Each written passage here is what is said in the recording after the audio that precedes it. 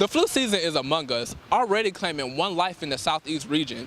In this segment, information will be given about this potentially deadly but highly preventable virus and how students can protect themselves. According to the CDC, the flu is a respiratory illness that is caused by the influenza virus.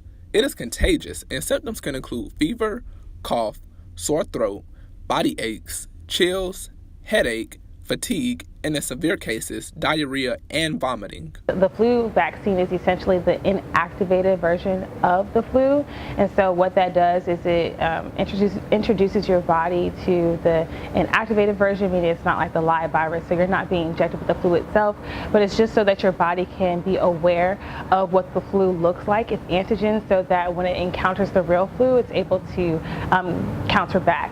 So it's not necessarily, how do I put this? So the flu vaccine is, or the flu is the virus, and it has 3 to 4 strands, and it's not easy to predict what it's going to look like, but over the years of the CDC, basically what they do is they kind of do a surveillance of what's happened in the past with the flu, and they're able to predict what kind of strands to expect in the coming years. So that's really the makeup of it. It's 3 to 4 strands. Ideally, you want to get the quadrivalent strand of the vaccine because you'll be exposed to more of an activated version, just in case you come in contact with somebody who has the flu who has that strand.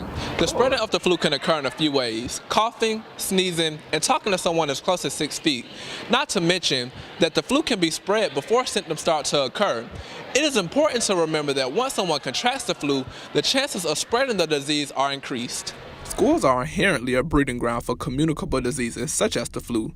Furthermore, students' opinion on the flu shot differ, ranging from complete opposition. No, I don't get the flu shot just because, now that you get older, it doesn't really seem necessary because, once you get sick, you just get over it. And when you're kids, you have someone to take care of you and you have someone to actually get the flu shot for you, but it's not really a priority when you get older. To some advocating for the receiving of the annual flu shot.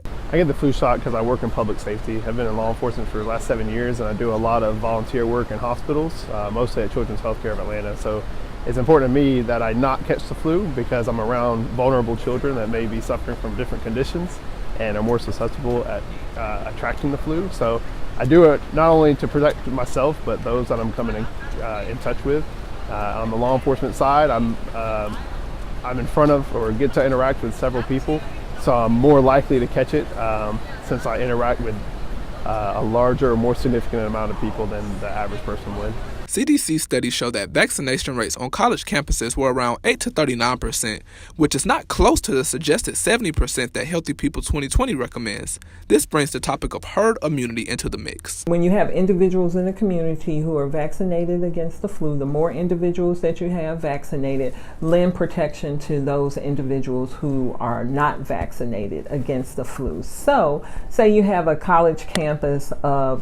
small college campus of 1,200 individuals, and you have, say, 200 individuals on the college campus who have not been vaccinated against the flu, but you have 1,000 on the campus who have been vaccinated against the flu, so that the immunity provided by the herd, those 1,000 that are vaccinated, lend protection to those individuals who are not vaccinated. The deaths attributed to the influenza virus was 5.6% during the month of October.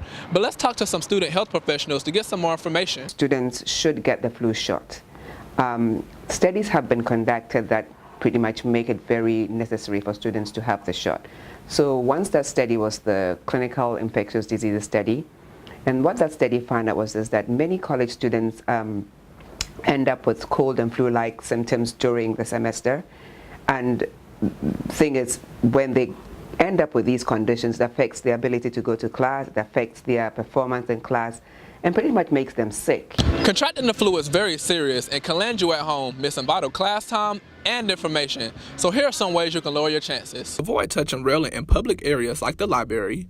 Make sure to wipe down the keyboard, mouse, and any other areas you may touch or sit. When going to the gym, be sure to wipe down machines before and after each use, and always eat a well-balanced diet.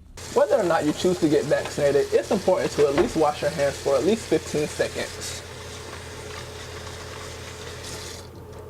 This simple method is highly effective when it comes to stopping the spread of this virus. In Atlanta, I'm Juan Parker for Panther Report News.